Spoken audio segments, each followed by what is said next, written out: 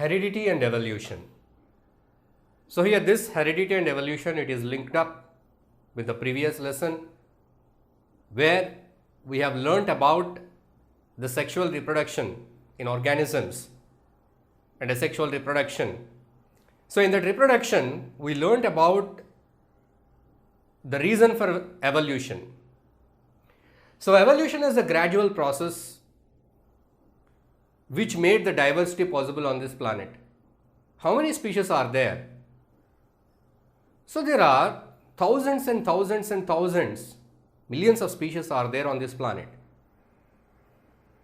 The scientists, they haven't yet identified the whole number of species, whole varieties of species that are present on this planet. Still they are finding some new species every day. So how this much of diversity has come onto this planet? And moreover, we learned one more thing in the reproduction. The traits or the characters are passed from generation to generation.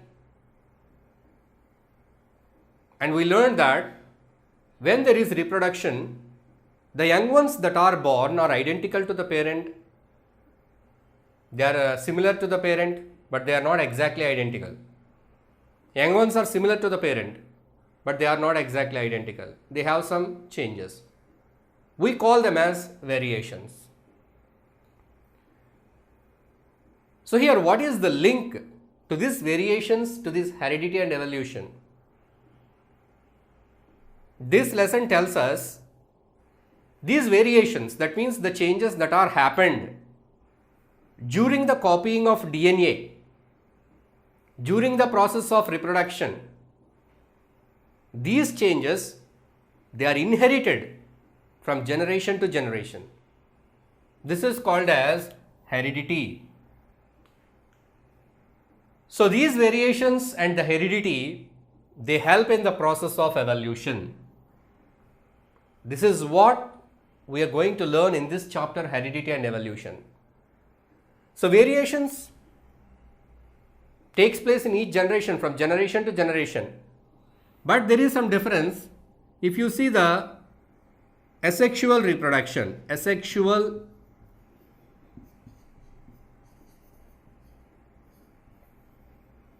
reproduction, the variations are less. If it is sexual reproduction, that means if the organism reproduces by sexual means, there is more chance for variation because two DNAs, mother DNA, father DNA, recombine to form a new DNA. So there are more chances, that means more variations. More variations in case of sexual reproduction, less variations in case of asexual reproduction. But whatever may be the case, asexual or sexual variations are there in each generation, one progeny to another progeny. So now let us see how these variations lead to that concept of evolution. Let us see now. So let us see, already we discussed in the previous lesson about the variations. The variations sometimes may be advantageous. It doesn't mean that all variations are advantageous. So variations takes place, sometimes they become advantageous. Say, here we can take an example, there is a bacteria. So this bacteria, it lives at a temperature of 20 degrees, it can withstand up to 20 degrees. So some variation happened in this bacteria, in this population. So in the progenies, in the next generations, some bacteria are still able to withstand only 20, but in some bacteria, in the same species, the generations, in the next coming up generations, in one of the generation, there is a variation that the bacteria can withstand 30 degrees or 40 degrees. So this is a variant. Both are of same species. But while copying of DNA, some errors might have occurred, and which led to a variation in which this bacteria is able to withstand a temperature of 40 degrees or more. And other members, those who do not have that variations, they can withstand only up to 20 degrees Celsius. So if the environmental conditions change to high temperature, so the environment now it is having more than 30 degrees, 40 degrees Celsius, the temperature in the environment is changed. Now this variation, that is increasing the withstanding capacity of heat. So that variation, it becomes advantageous for this organism. So there may be natural changes in the environment. The organisms which have variations that help them to adapt in that particular changed environment, such cases you can say it is advantageous. Basically this is called as natural selection. So we see every day many species are becoming extinct, but some species are surviving. It is because of the variations fetching them. So the organisms that have the variations that fetch them, that help them to live in the changing environmental conditions, so such cases the variations are advantageous. So here we are learning mechanisms by which variations are inherited. Variations are inherited. By what mechanisms the variations are inherited? To understand that, we need to know the rules of heredity. So rules of heredity, what are these rules? Who found these rules? So there was a person called Gregor John Mendel. He conducted experiments on the organisms, how these variations are inherited. So to understand or to see how the variations are inherited, you need to observe number of generations. If you take any organism as your case study example, as your specimen example, if you wanted to study how the variations are inherited in humans, for your study you need to see some 10 generations, but it is not possible in your lifetime. You cannot see 10 generations in your sample study organism. So Mendel, he wanted to study the changes that happen in generation to generation. So he selected a plant which is having a very little lifespan, so by that he can observe its progenies, number of generations, how the traits are inherited. So for that reason he selected a pea plant which is having some contrast characters. That means the characters that can be seen to the naked eye. For that reason he selected pea plants. He conducted experiments on pea plants, and if we study the observations of Gregor John Mendel, we can understand how the characters, how the variations are inherited from generation to generation and how they leads to that evolution. So that part, again, the contribution of another scientist, Charles Darwin. So he made certain observations. We'll study in the second part of this lesson, that will tell us about the process of evolution. Here we will understand how the traits are inherited and what are the rules of the heredity, that we can understand here. Let us see. So here Gregor John Mendel, 1822 to 1884, he conducted experiments on pea plants. He observed a number of generations and he understood the rules, how the variations are inherited. So before we look into the work of Gregor John Mendel, first let us understand the basics of the traits, the variations or traits, the characters, how they are passed from generation to generation. See, we already discussed that every person, every organism is having two sets of chromosomes, two sets of genes that represent each character. So each trait is expressed by a gene that is a part of a DNA. See, in man, in his cell, he is having a pair of genes responsible for one character. Say for example length, that means height of the person. See, he is the father or the male. Height, he is having height. So he is having good height, that is some 6 feet height. I have written as a capital H. He is having good height. His height is determined by two genes, pair. The second one is, the second factor also determines the height, but it is small h, means short. But how can one character is expressed out? Father is tall. Father is tall. Okay, better we take capital T for tall. So the tallness is controlled by two genes. The second gene is small t, means short. So a person is having two genes. One is telling you to grow tall, one is telling you to grow short. But only one is expressed out. He is tall. Means this is expressed out. It is there. He is having one more gene which tells that your height should be short, but it is recessive. The other gene is dominant. So that is why it is expressed out. For every character, a pair of genes are controlling. Even here, you see the mother, she is short. The height determining genes in her body, both are small t. Both genes are telling that short. So she is short here. So here, now there is reproduction by these two parents. So in sexual reproduction, they contribute their genes. Here the male contribute one set of genes in the germ cells, reproductive cells, not two sets of genes. So he has given this set of gene here. This set of genes. Father contributed this set of genes. It is small t.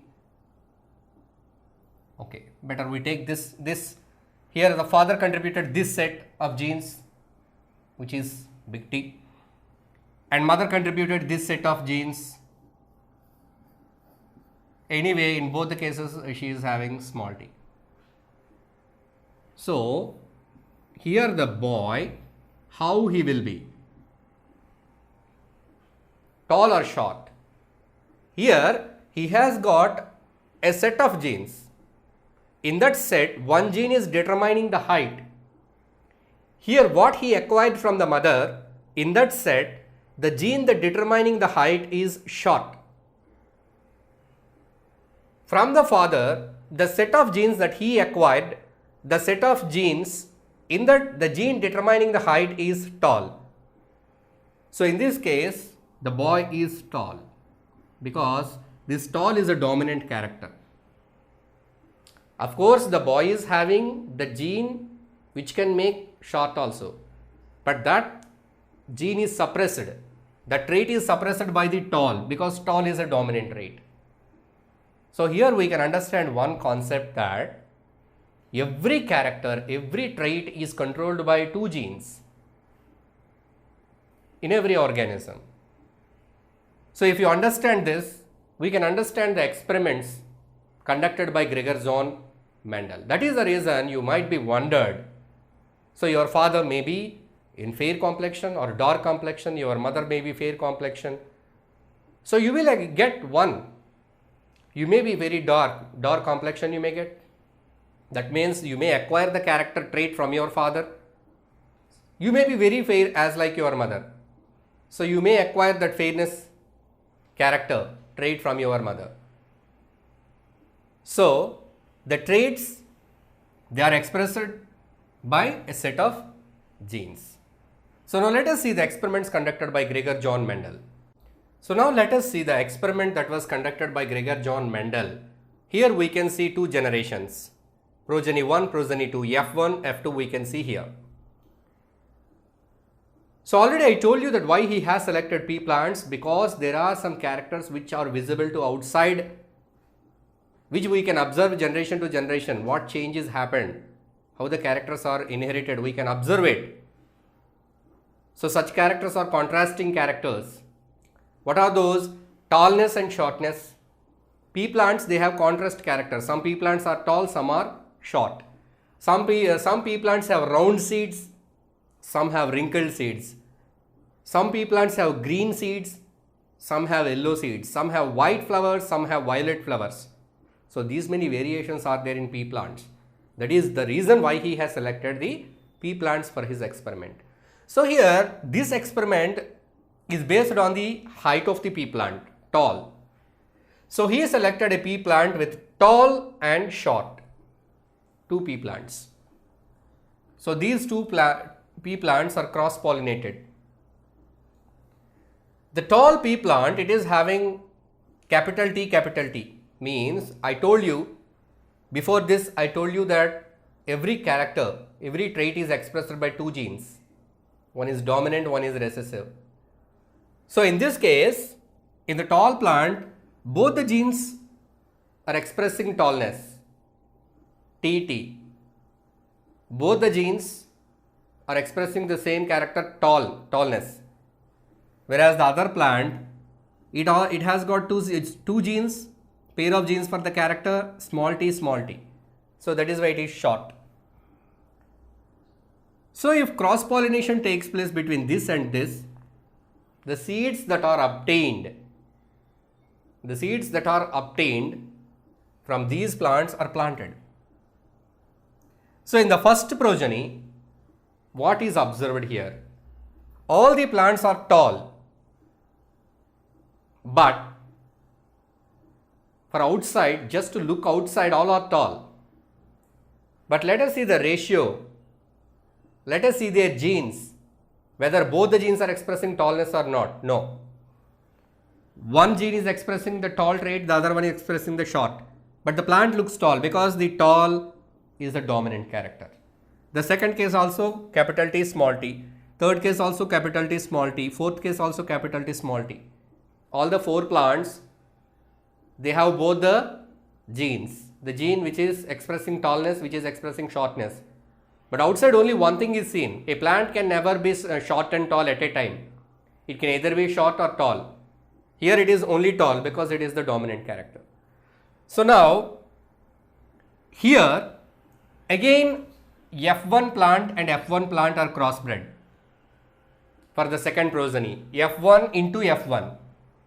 How is that F1? Here this is the F1. In F1, two genes, one is capital T, the other one is small t. One is expressing tallness, the other one is expressing shortness. Here tallness and shortness. So now these are crossbred. So what is the result here? Out of this we got 1/4 short and 3/4 tall. 3/4 plants are tall. 1/4 is short. Out of 4, 1 is short. So the short plant has got small t. Both the characters are short. That is why it is short. In the other case, 50% out of 4, 2 are one capital T, one small t. Means one dominant character as well as it is carrying the recessive character also. Shortness expression gene is also there. Only one, it is having both the dominant characters TT. So in the second generation, 25% is having completely dominant, 25% is having completely recessive traits, and the 50% is having mixed, one dominant and one recessive gene. But to look outside, all the three are tall, one is short. So this is how the inheritance of variations takes place. So Mendel conducted some more experiments. In this case, he considered only one contrasting character, tall or short.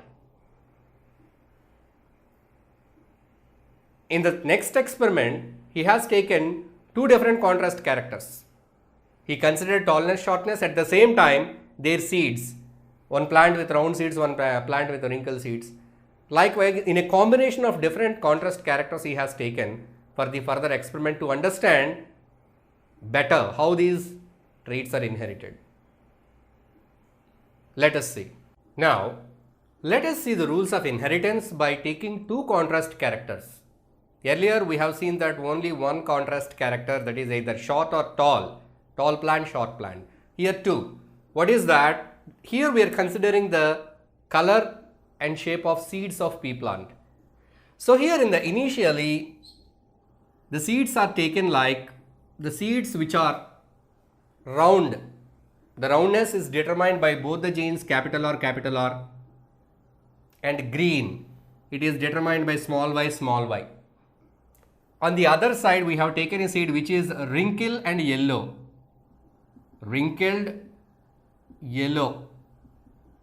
The wrinkleness is shown by small r, yellow is shown by capital Y, capital Y. The first one is round green. Both are crossbred. Here in the first generation F1 progeny, you got capital R, small r, means this is the dominant character. So you got it as round, capital Y, small y. The capital Y, it denotes that yellow. So round and yellow. Round and yellow seed you got in the F1 progeny, first generation. Now you have taken two same kind of first generation seeds and cross-pollinated, cross-fertilized, cross-bred. Cross-breeding has taken place between the F1 and F1. So in this case, the result is we get 315 round yellow seeds, 108 round green seeds, 101 wrinkle yellow seeds, 32 wrinkle green seeds. The ratio is 9:3:3:1. What does it shows? So the characters are independently inherited. It doesn't mean that the round and green, roundness and greenness both are not linked. So the characters, the traits are independently inherited. See here, the different combinations he got. Actually, he has taken round green, wrinkle yellow, but he got round yellow, round green, wrinkle yellow, wrinkle green. So this is the different combinations takes place because the traits are inherited individually. And the one more important thing is that each and every trait is represented by two genes. Now, let us see how the traits get expressed. So each trait is controlled by two genes. So what is a gene? Gene is a part of DNA. DNA is the genetic material. So where is this DNA present? It is present in the nucleus. So the DNA, it consists of two genes for each character.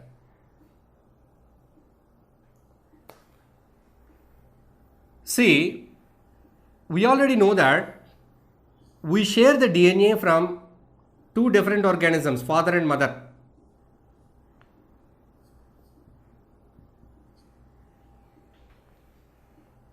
So when you are sharing, you see that if the two genes that are controlling a single character are on the same DNA strand, say for example, these are the two genes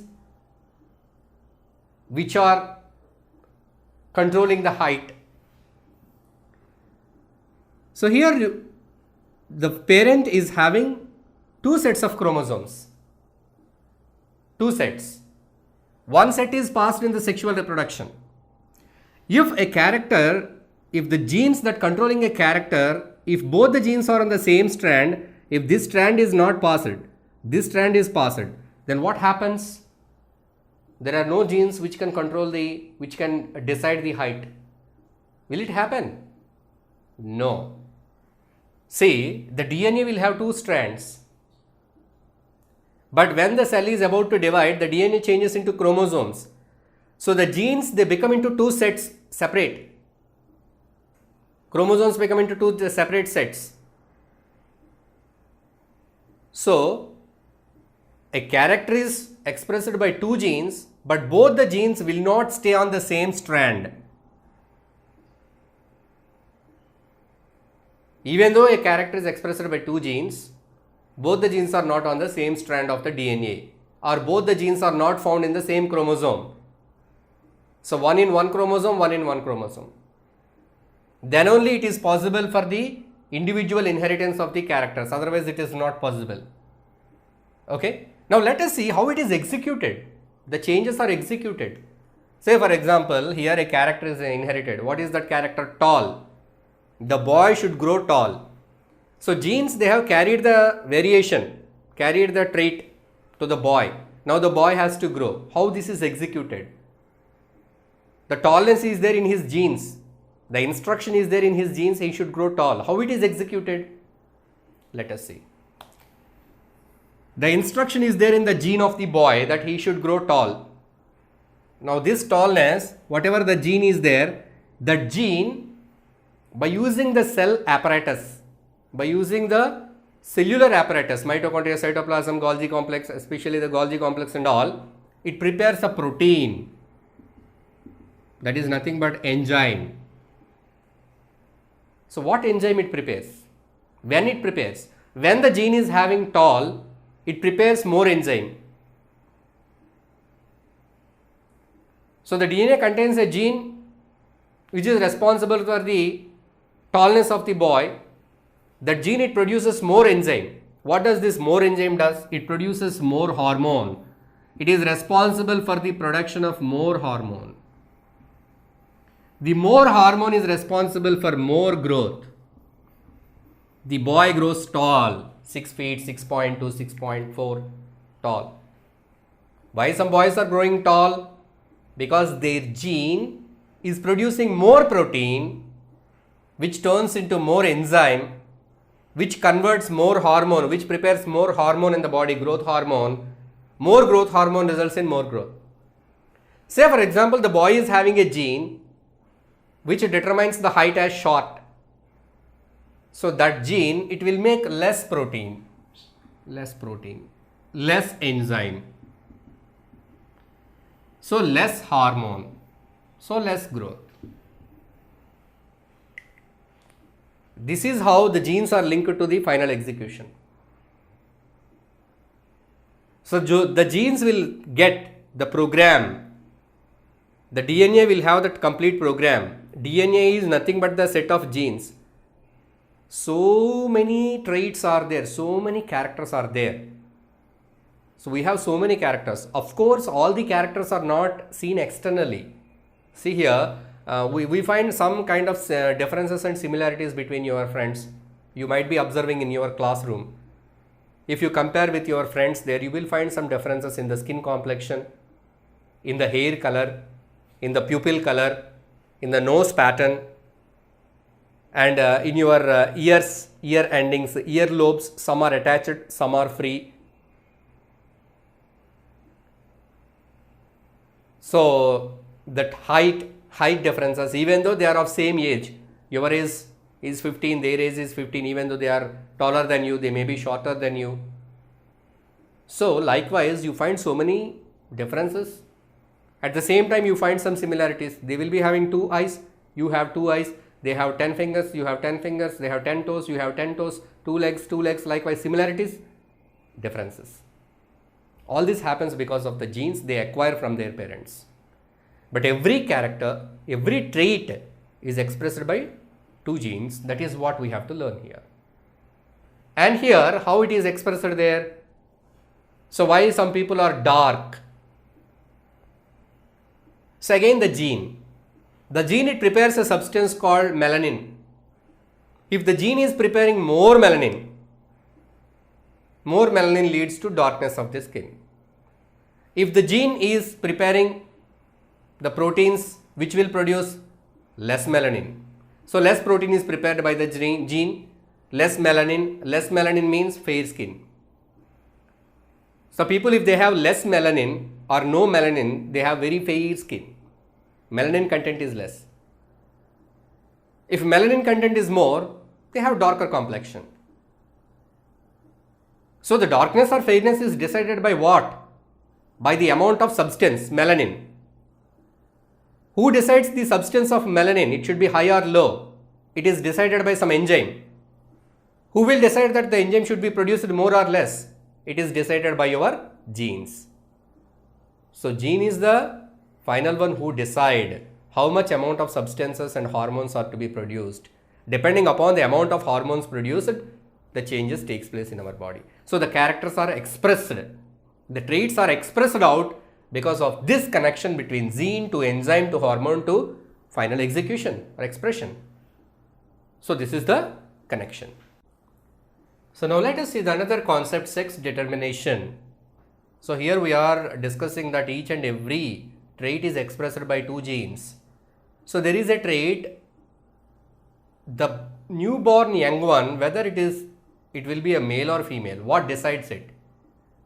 how it is determined, how it is decided whether the born baby is male, is going to be a male or a female. So that is called as sex determination. In animals, in lower forms, in some of the organisms, the sex determination is based on environmental factors. Various environmental conditions decide whether the newborn baby will be a male or a female. In some cases, the temperature decides. Many animals, they lay the eggs. The temperature at which the eggs are hatched decides whether the born baby will be a male or female. So here temperature is also, we can consider it as an environmental factor. So in case of these eggs hatching, the variations in temperature can bring about change in the sex of the organism. So here it is temperature linked. And in some organisms, you see, like snails, they can change the sex, male to female. So these are all in the lower forms. Let us talk about the humans, how the sex is determined in humans. In humans, the sex determination takes place purely by genes, depending upon the genes acquired by both mother and father. As we have discussed earlier, father, mother, they have two sets of genes, two sets of chromosomes, and during sexual reproduction they share one set. Here two sets are there, 2n, 2n, 1n is given here, 1n is given here, 1n plus 1n, 2n. The young one will have two sets again. Here, in case of father's body, the reproductive cell of male, it will have two genes that determine the sex, X and Y. In mother, both are X. So the character of female is represented by both X in mother. In father, X, Y. This is one set, this is one set, this is one set, this is one set.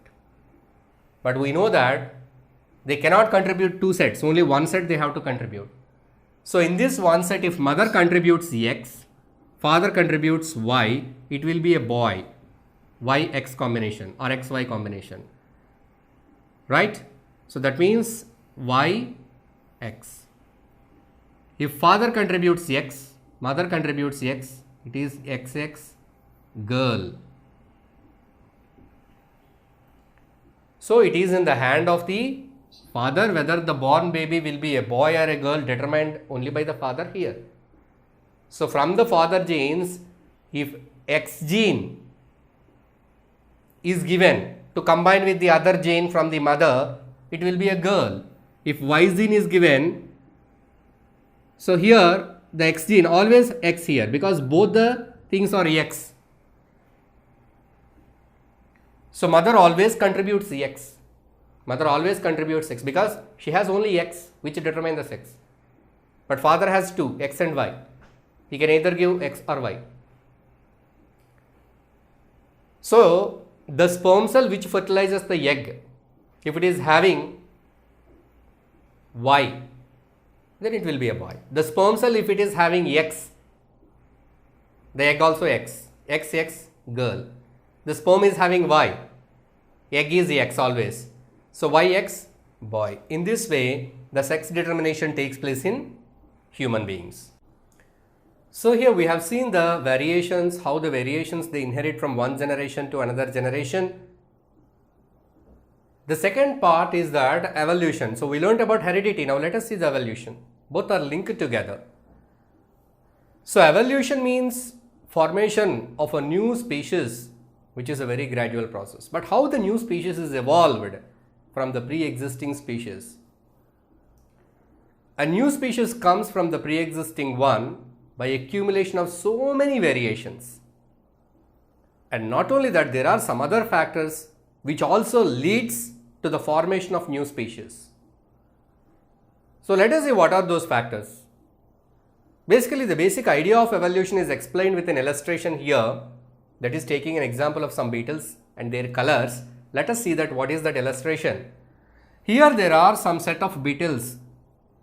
In a jungle, in a forest, there are some red color beetles. So these are all red color beetles. They are in the forest, that is they are in the leaves, they are feeding on the leaves of the bushes.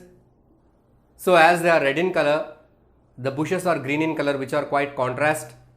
They are easily identified by the crow which eat the beetles. Crows can easily identify the red color beetles because they are contrast and opposite color to the leaves. So by that, the crows, they pick and eat the red color beetles. Suddenly what happened is that in the red color beetle population, one variation has occurred. One of the beetle, it has got green color. That is a variation, and this variation, this change, it is happened through the genes. So by that it can pass this variation to its progeny. The green color can be passed to the next generations. So this is a variation. Now what happened? Because of this green color, as the green color blends with the leaves of which are in green color, so the green beetle is not being eaten by the crows. Crow cannot identify the green beetle because the leaves are green. Camouflage takes place. That means blending of its color with its surroundings. So only the red beetles are identified. Green beetles are not identified by the crows. So the green beetle population is increasing because crows are not being eaten. Crows are not eating the beetles. So beetles are not being eaten by the crows. Why the green beetles are not being eaten by the crows? Because the green beetles are not identified as they are in green in color. So crows are identifying red. So gradually the population of red beetles is decreased and green beetles increased.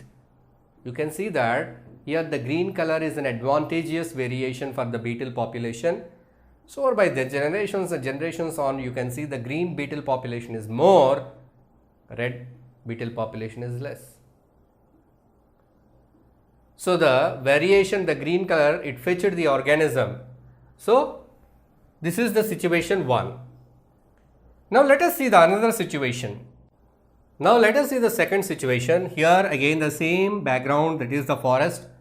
There are a group of beetles which are red in color. They are being eaten by the crows. Red is a contrast color, so by that the crows can easily pick up the beetles. So suddenly there is a variation. There a beetle developed a blue color. In the first situation we have seen a green color. Here the variation is blue color. So the blue color beetles, that is a variation which it can pass to the progeny. The blue color beetle is also producing blue color beetles. But the crows, they can identify the blue color better than the red color. So the red beetle population is more. The crows are identifying blue color, so the blue population is less. So here the variation is not advantageous in this case, in the second situation. Now suddenly what happened? An elephant stepped on these beetles. This is the elephant foot. So the elephant stepped and all the beetles died except a few which are only blue. Only a few blue beetles, they survived. Rest of the beetles died. So only these 4 blue beetles. So what happens? The blue beetles, they continue their progeny. After generations and generations, mostly the new generations will be blue. So it became a very important character of the beetle, that is blue color. Actually it started as a very rare variation. Here rare, all are red, only one is blue, rare variation. But here the total group is blue, the whole generations are blue. Means a single rare variation can become a common characteristic of an organism. That we can understand from this situation. Now let us see the differences between the two situations. In the first situation, whatever the variation has occurred in this beetle population, that variation, it is an advantageous variation, advantage for the green beetle population to grow. You can say it is an adaptation. Blending with surroundings to survive is an adaptation. It led to the survival of the green beetle population. You call it as natural selection. Natural selection.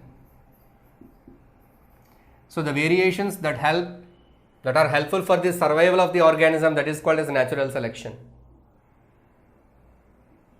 So this is one way how the evolution takes place. That means how the variations that bring out differences here in the populations. In the second situation, here the variation is not advantageous. It is not helpful for the survival of the beetle. The blue color is not at all helpful for the survival of the beetle. But even then the blue color beetles are evolved. That means even though the variations are not helpful, even though the variations are not adaptations, not helpful for adaptation, even then in some cases the variations are passed. That means even though they are not helpful, it doesn't mean that only the helpful variations they pass. So evolution takes place with adaptation, without adaptation also, that we can observe it here. So this is the basic idea of genetic drift. In this case it is accidental. Here the elephant, it stamped on the beetles, that's why the blue beetle survived. The population of the beetle is very small, that's why when the elephant stamps it, all the other color beetles died and blue beetles existed. Accidental.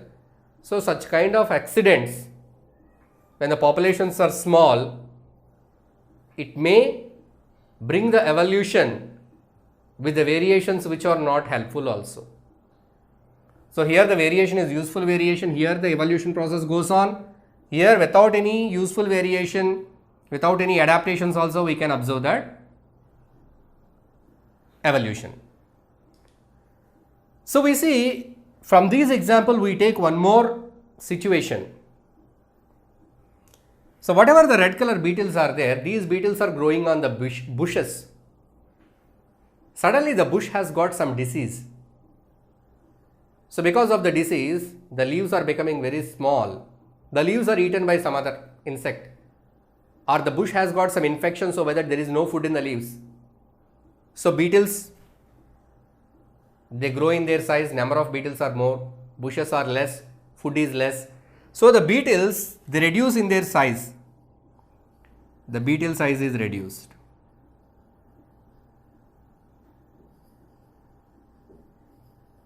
Small.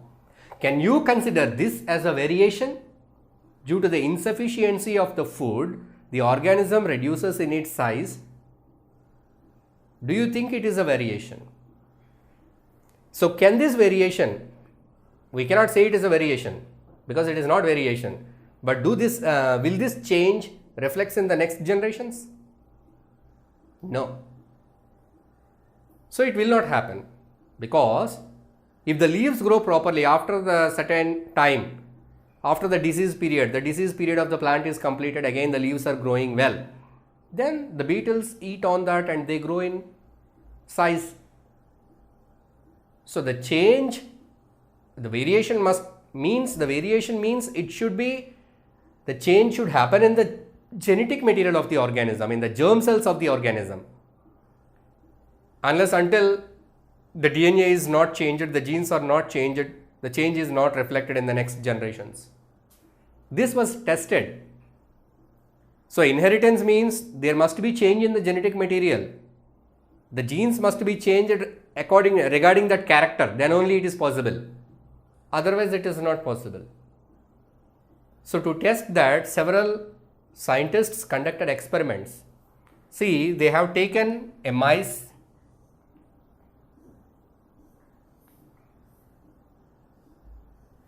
they cut the tail of the mice. So the next generation mice,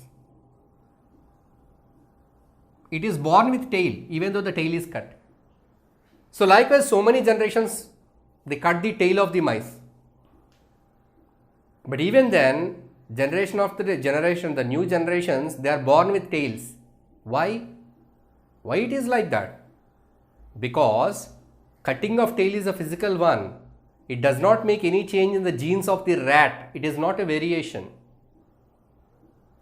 Even though 100 times in 100 generations you get the tail of the mother, or you will not get the tailless mice. All the mice are born with tail. Means physically, if a person accidentally loses a hand or leg in an accident, it doesn't mean that his children will be born without hand or leg. It is not inherited. The inheritance happens only if there is any change in the genetic material, only if the changes or variations, that means changes in the genes, that is only reflected in the progenies, coming up generations. So in the previous example, we have seen how different organisms are evolving.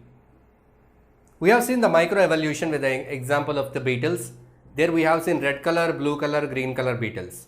But here, there are different kinds of beetles have come in different colors, but all are of same species. That means the red color beetle can reproduce with green, green can reproduce, can mate with blue, they can take part in reproduction. So you cannot say it as a different species, same species, some variations, that is microevolution. But how a new species is formed? Let us see. Here there is a population called X. X type of beetles are there here in a particular specific location. They are isolated. They are in the forest, in the bushes, growing up. Suddenly one crow, it picked up a beetle X. It has taken it to a long distance which actually the beetles cannot travel. And it dropped the beetle here without eating it. It left the X here. Here there is a beetle population which is named as X1. Now this X, if just think that if this X is able to reproduce, able to mate with X1, this X, and in the new location X1, they produce a beetle. So this beetle, it is isolated. New genes are introduced into this X1 group. So it leads to the variations, and this beetle is having the genetic flow has got some new genes here. So here it will develop its population. After a number of generations, after so many variations, here in the earlier stage when it was taken there was a possibility of reproduction between these two. But after a number of generations, so many variations happens.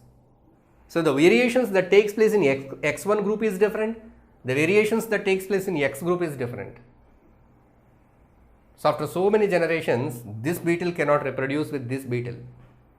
This beetle cannot mate with the other beetle X1.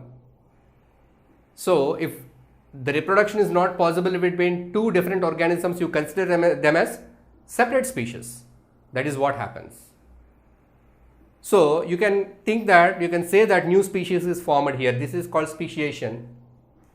Say for example, there are two groups of beetles.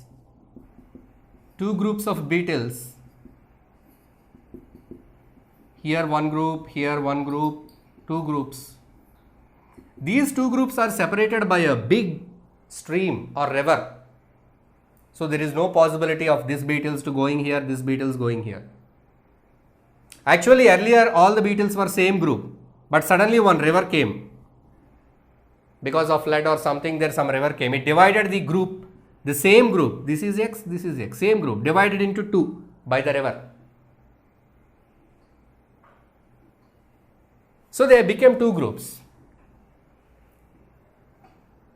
After they are divided, made into two groups, after they are isolated, in the initial stages, this can mate with this one, it can reproduce.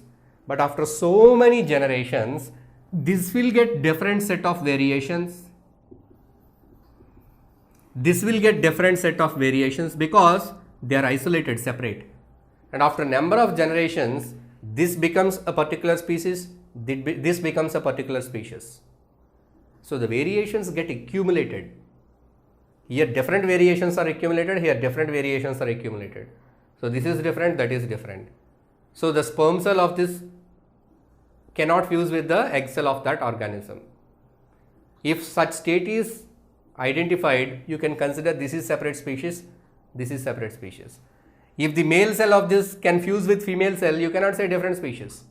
After so many generations, here this population, whatever the population is formed here, this forms an entirely different species compared to the other. So there is no reproduction, fusion of male and female gamete takes place between two different species. In this way, every time a new species is evolved. So this is the way how these various species are evolved on this planet. This is the way how the diversity has come. That is explained and observed by Charles Darwin. So the variations, about the variations, we got the information by the observations of Gregor John Mendel and the process of evolution, that is explained by Charles Darwin. So he has made certain observations. So there are some proofs for evolution that we will see in that next part of the lesson. So now let us see that the link between the evolution and classification. So we studied how the traits are inherited and how the variations that help for the formation of a species, speciation. So we understood the various situations and conditions which lead to formation of a new species. So sometimes it happens because of the natural selection. That means the variations that are helpful for the organism to adapt according to the change in the environment. So it leads to the survival of the organisms. And sometimes accidentally, certain organisms may be isolated or which may join with some other group and continue their progeny there. So after a long period, if it is brought back to its original group, it may not be able to reproduce with the original members. It shows that the variations accumulated a lot and it has got difference. So by that it cannot reproduce with the previous group, so you can consider it as a new species. So those points we discussed here. Now let us see, to understand the process of evolution, how do we understand? Yes, okay, we are thinking that this much of variety has come from, that means this much of diversity of living organisms have come from the same group of ancestors. So in fact, we all might have, all this diversity might have come from the single ancestor. But here we understood the conditions. From generation to generation, because of so many reasons, the organisms get divided, get isolated and get accumulated with so many variations, some helpful variations, some useful, some useless. So likewise species are developed. So to study that evolution, here what helps us? To study the evolution better, we need to look at the classification of the organisms. That means the grouping of organisms. So the grouping helps us to understand better. So individually, if you study each and every organism, you cannot understand anything about the organism. You have to study about each and every organism, how is its digestion, how are its systems, so what are the tissues, how it is doing this activity, this life process carried likewise. It is not possible to study each and every organism living on this planet. So organisms are studied under groups. They are studied under groups. How they are grouped? That grouping is called as classification. So organisms are grouped according to so many characteristics they show, features they show. The organisms that have similar characters are grouped into one group. This grouping or classification also helps us to understand the process of evolution. So you can understand the process of evolution if you study the members of one group and if you study the members of two different groups which are similar. There are two groups, but they have some similarities. Their differences are less. That means close groups. By studying these close groups, you can understand.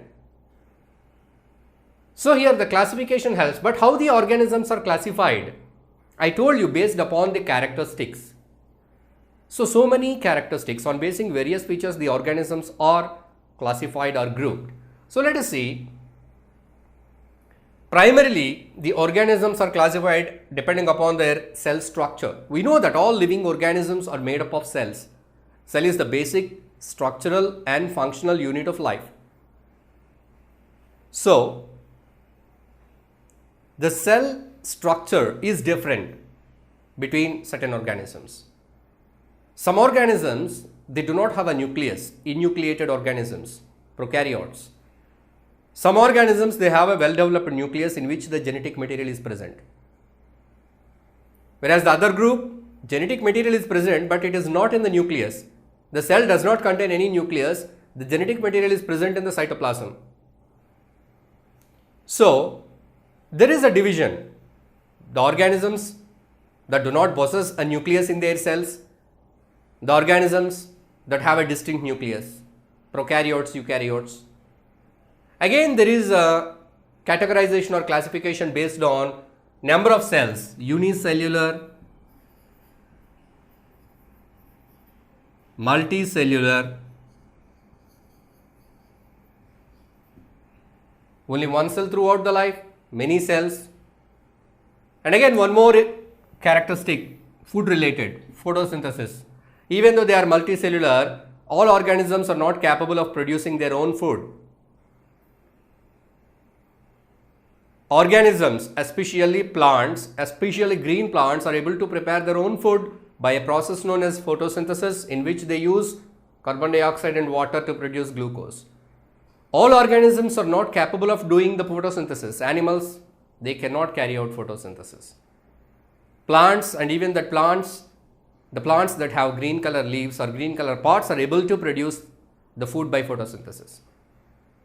So, on basing this characteristic, whether the organism is able to carry out photosynthesis or not, based on this also the categorization is done, the classification is done. And on the other hand, if you come to the animals, the complexity of the body, even though they are multicellular, the complexity of the body, again they are classified. So, there we can find, basically they are divided based upon the structures of their skeletons. Organisms that have a skeleton, again with skeleton, without skeleton, and the organisms that are having skeleton outside the body, exoskeleton, example cockroach, prawns, all insects.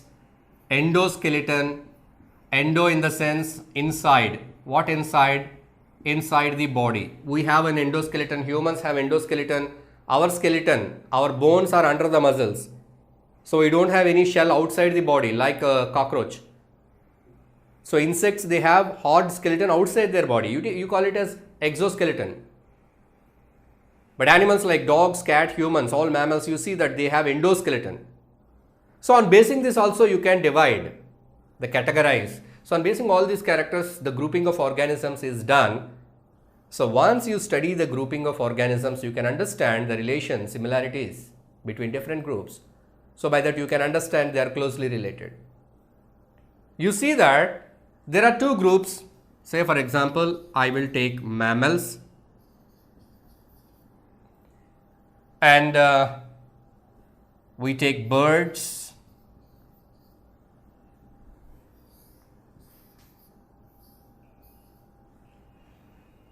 Mammals and birds.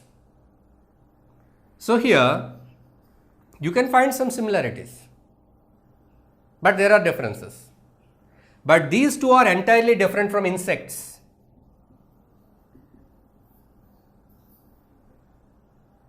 See, here three groups I have written. Mammals, that means that have skin on their bodies, that produce young ones directly by giving birth. Dog, cat, humans, all these are mammals. Birds, you know, pigeon, parrot, crow, all these are birds. Insects, you know. If we talk about these three groups, you find more similarities between these two compared to this. Compared to that, you have skeleton inside your body, endoskeleton in mammals. Even in birds, endoskeleton is there. Blood is red in color in mammals. Blood is red in color in birds. So likewise, you have some similarities. 4 limbs. You have 2 hands, 2 legs. And birds, they have 2 wings, 2 legs, 4 limbs are there. So you are finding similarities. Of course, they are different groups because of so many differences. But birds are somewhat closely related to mammals compared to insects.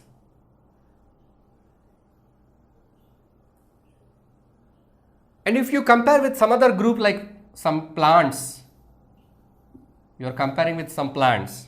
Can you compare these mammals and plants? Lot of variations. So some groups are very closely related, some groups are not so closely related. They have so many differences. But this grouping helps. It helps to understand the hierarchy. We can go backwards. Means starting with the groups that have close relations. Then you will find that by this you can understand, okay, mammals and birds, they have so many similarities, they are close. It shows that both these things have a common ancestor. Both these things have come from a common ancestor. So you have gone to their common ancestor and there you studied the relation. So finally you will go to a point at which everything has evolved from a common ancestor. So from where this common ancestor has come onto this planet. So there arises a question how the life began on this planet. No one knows how life began on this planet. It's all history. So there are certain predictions and there are certain experiments conducted to show that life might have started on this planet, that is in the ocean, because of some atmospheric changes. Some unnatural climatic conditions led to formation of some molecules in the water, which led to the formation of molecules like proteins, DNA. So all these together they formed a single cell, some living constituent, which later evolved into this much of diversity it gives. So we have to believe that. So as we are going through this process of evolution, we are looking into this process of evolution. So we understand that, so the evolution, this much of diversity, all these species have come from the common ancestors. But it is a very gradual and slow process which takes thousands and thousands and thousands of years, millions of years it takes. So now tracing evolutionary relationships. The evolutionary relationship between different species can be traced out by many methods. One is by observing the internal structure of organs of organisms. That will give some sync, some relation. The other thing is observing the remnants of dead organisms or extinct organisms, that is by fossils. The other method is by carbon dating. By observing the fossils using carbon dating technology, we can find out. We get some proofs for this evolution. And recently, due to the advancement in biotechnology, now we can analyze the DNA, whether it is a live organism or dead organism. Its DNA can be analyzed to find out what are the various genes and to which species it belongs to. So in this way, by all these techniques, we get some proofs for this process of evolution. So among these, the first one we see here, organs, the arrangement, the structure of organs. It gives a notion, idea about the evolution of species. Here we see that homologous organs, we know that we have 4 limbs, 2 hands, 2 legs. Here we take this example, frog, lizard, bird, human. So all these 4 animals has got 4 limbs, but they use them in a different way. Frog uses its limbs in a different way compared to human. Lizard uses its limbs in a different way compared to that bird. Bird uses its limbs in a different way compared to human. Bird uses to fly with its 4 limbs. Human, he cannot fly with the 4 limbs. He pick the things, he hold the objects, he pick the fruits and flowers. So he does so many things with the hands.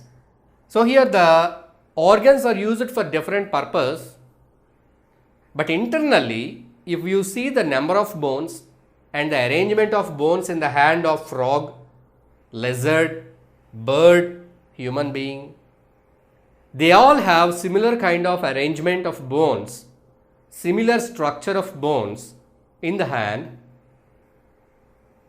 which are called as homologous organs. So this is called as the homologous characteristic. So on basic, this gives an idea that these all have evolved from a common ancestor. That means it doesn't mean that in all the cases the organisms that have similarity, homologous nature in the structure of their organs are need not necessarily evolved from common ancestor, but this gives an idea. In most cases we can find this idea that the homologous nature, that means the homologous organs, the presence of homologous organs indicates that these have evolved from a common ancestor. In some cases, you see that analogous organs, that means function is same, but the structure is different. If you see the wing of a bat and a bird, the function is same. Bird uses to fly, bat also uses its wing to fly. But internally, their structures are different. Bird, it has got its wing mostly because of the feathers. But bat, if you see the bat, it will be having the skin. The wing of the bat is made up of skin between its digits. So between the finger folds, there is a skin of the bat. So this makes the wing of the bat. But functionally they are similar. But if you see the internal structure, it is different. But outside, if you see, they may appear more similar compared to this. You may feel that bat and bird are much closely related, because you may think that this is having wing, that is having wings. Both are having wings. So bat and bird are closely related. So it is not that. So such organs, the organs that have the similar function in different organisms but have different structure are called as analogous organs. The organs that have similar structure but different function, those are called as homologous organs. So in the tracing evolutionary relationships, we will move on to the next one, that is the fossil. What are fossils? Fossils are the dead remains of the organisms that lived a few centuries ago. So that are not existing now. We know that many animals and plants became extinct, means they are not existing in the present era. Long ago they lived and they died. So the remains of this dead animal or any of its remains or body parts, sometimes they get preserved in the earth. We call them as fossils. So by studying the fossils, we get more relationship between these species. We get more and more information about the process of evolution. So the next one is fossils. By studying the fossils, we can understand the evolutionary relationships. So what are fossils? The dead remains of plants and animals that are buried under the ground. Generally, when an organism is died and buried under the ground, it will be decomposed by the bacteria. So nothing remains in the mud, everything mixes up with the soil. But in certain cases, in certain circumstances, certain remains of the organisms or maybe the complete organism are preserved under the earth in some different situations for a very long period. So these things are obtained when we dig, when the excavation is done. So there, by studying that fossil, you can understand the evolutionary relationship. But how do they estimate how old the fossil is? How do they estimate what is the age of the fossil that they found? So they find different kind of things, the bones of animals, sometimes the trunk of trees, the leaves are also trapped in the rock. When the lava is molten, something is trapped in the air spaces of the lava and it is trapped. And some insect or some fish, it might got caught in the hot mud, so which is packed. So by that the body of the organism is not destroyed and the mud becomes hardened and it stays there for thousands and thousands of years. When somebody digs there, historians, they dig in the earth, excavations they do, archaeologists, they find out the traces of history, the proofs for the history, even for evolution. So they may find such kind of fossils. So by studying this fossil, they can understand the relationship. But how do they study here? How do they estimate the age of the fossil? By two methods. One is a relative method. Relative method means the layers of the earth, at which layer it is found.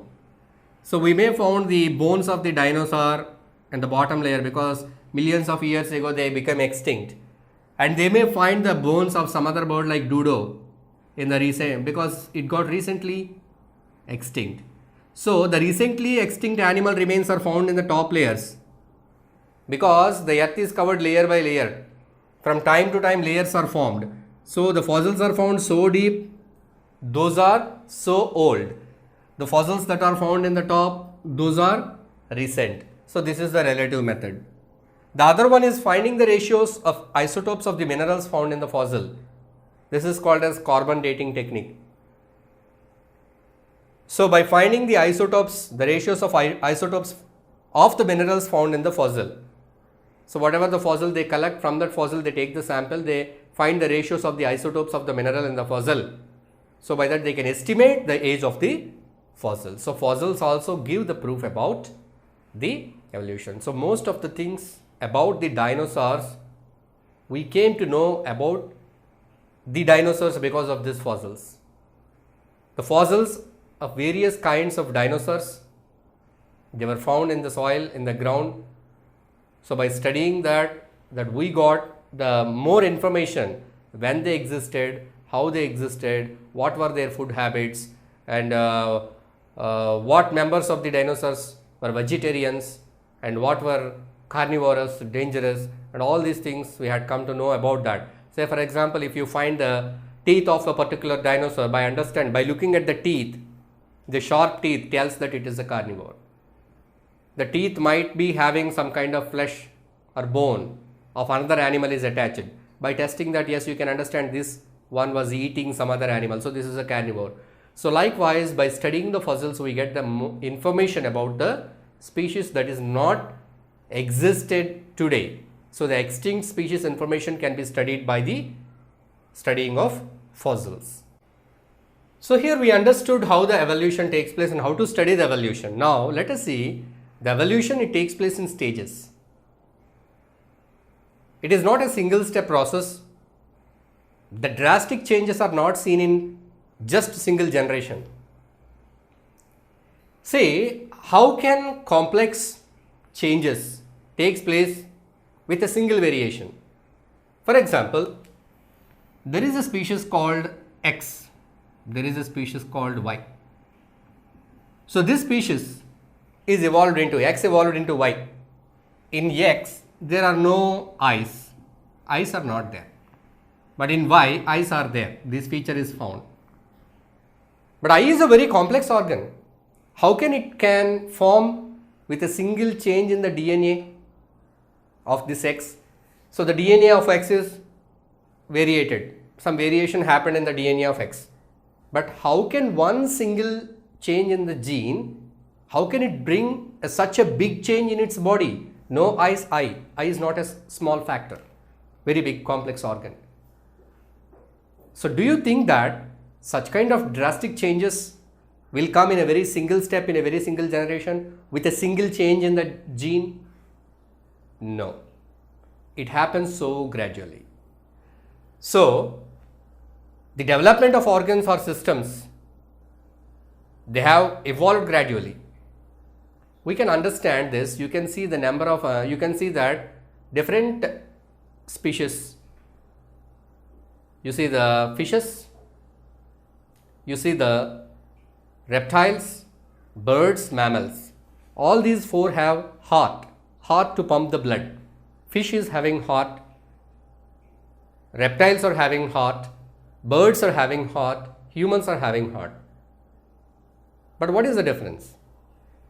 The fish is having a heart made up of two chambers. Reptiles, they have 3 chambers. Amphibians, they have 3 chambers. Frog is having 3 chambered heart. Reptiles, they have 3 chambered, partly 4. So the birds are having partly 4 chamber. Humans, you can see that completely 4 chambered heart. So heart is there, but in evolution, the change is gradual or step by step. The evolution takes place in stages. In stages. And one more important thing to be noticed here, there are some variations in the organisms that are used for one purpose in the beginning.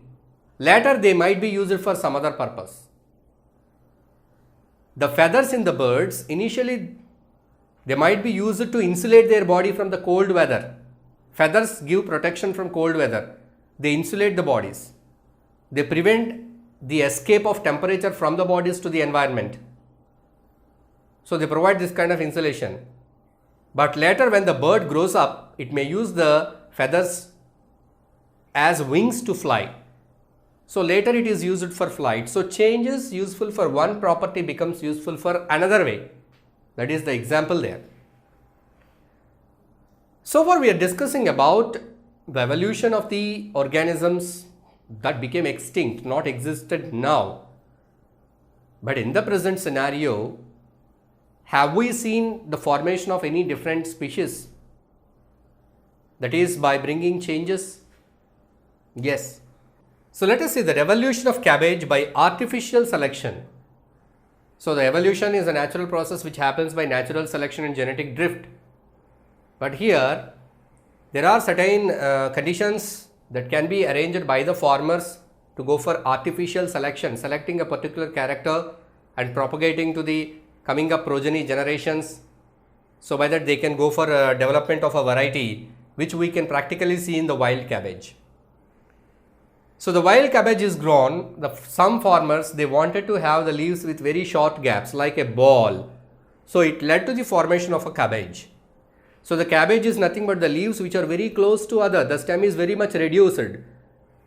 The leaves are very close to one another and it is a very dwarf plant. The internodal space is very less in cabbage. Leaves are arranged one after the other, covering each other to form a ball called cabbage. And in some cases, some farmers wanted to have some swollen parts like kohlrabi, swollen parts.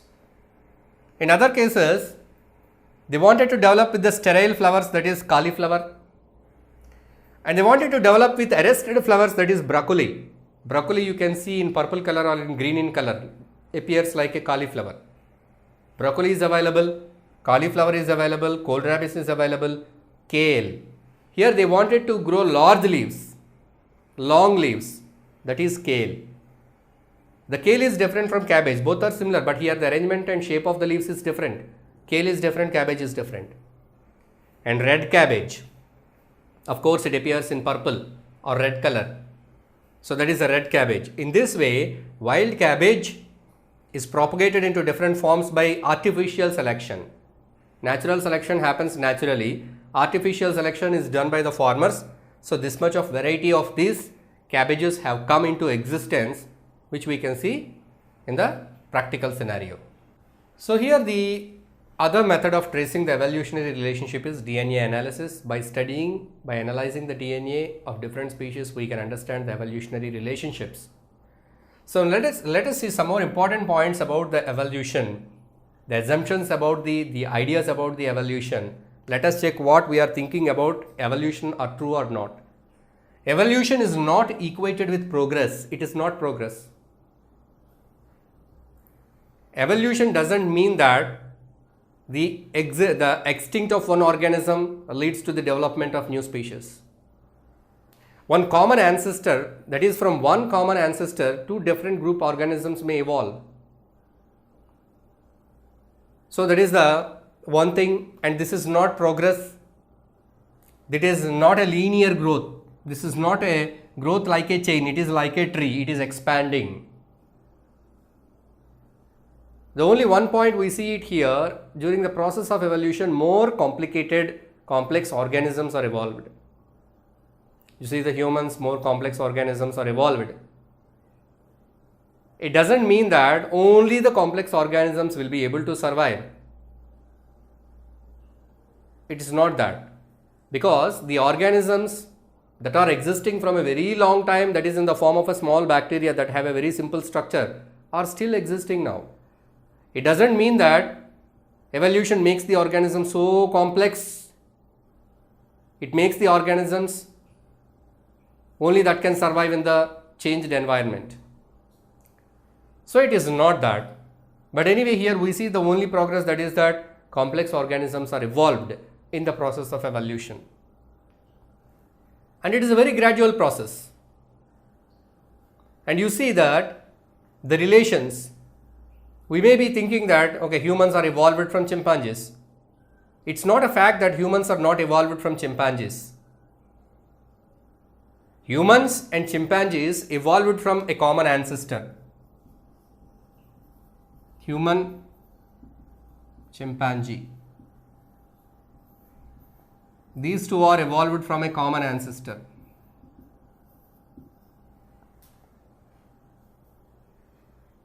So, by number of generations, the changes have come. It doesn't mean that the chimpanzees, from the chimpanzees, we are not evolved. So, from a common ancestor, two different species may evolve. They will be closely related. Say, for example, here A is there.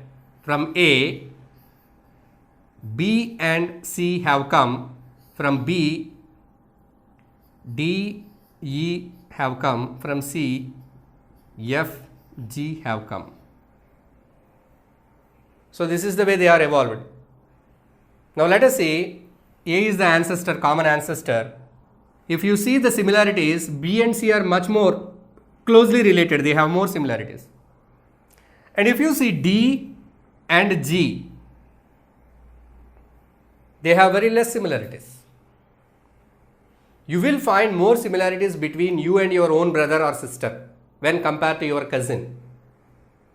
Who is your cousin? Your cousin is related to your father. Your father may be having brother. So your grandfather has got two children. Say for example, this is your grandfather and this is your father and this is your uncle, that is brother of your father, and this is you, D is you and your brother, and here your cousin 1, cousin 2. So cousin 1, cousin 2 will have more similarities compared to your brother or you. You and your brother will have more similarities compared to that cousin. So in this way, in this hierarchy, you will be having more similarities which are very close, and you will be having more similarities with the other species which you have come from a common ancestor. In this case, humans and chimpanzees have come from a common ancestor. That is the reason why you find more similarities. So now let us look at the human evolution, how the human evolution took place. For thousands of years, there is no evolution in the Homo sapiens species. The same Homo sapiens species is continued in all the various continents. Of course, if we see the ancestor of all the humans, it is the same ancestor, and we all have come from our homeland, that is the Africa. But now if you see the people of different country, you find different races: Americans, whites and blacks, Negroes, Chinese, Japanese, Indians. So all these have different skin color, different features, but the DNA, it remains same, and all these different races, they can reproduce one with the other. Interracial reproduction is possible. So it shows that we are all same species again. But we all started as a common ancestor, that is the Homo sapiens is found in Africa. So from the Africa, some people, they spread in the Africa and some migrated to West Asia, from there to Central Asia, there to Eurasia, to South Asia and to East Asia, and from there to Indonesia, Philippines, Australia, and there to America. In this way, the spread of the population, human population has taken place. So this was happened in groups because people were nomadic. Humans were nomadic, just moving in groups. Sometimes they may move forward, sometimes they may move backward. It is a haphazard movement. So in this haphazard movement, they have spread all over the planet. Now we are able to meet the people of various continents. But even then, still the genetic material, of course there are some differences in the genetic sequences of all these various races, but still they are able to reproduce with the other races. So every organism in this planet, we see it's the evolution is a continuous process, and whatever the organisms are existing now, they are making their life, they are living their life in a better way with all the variations that they have acquired.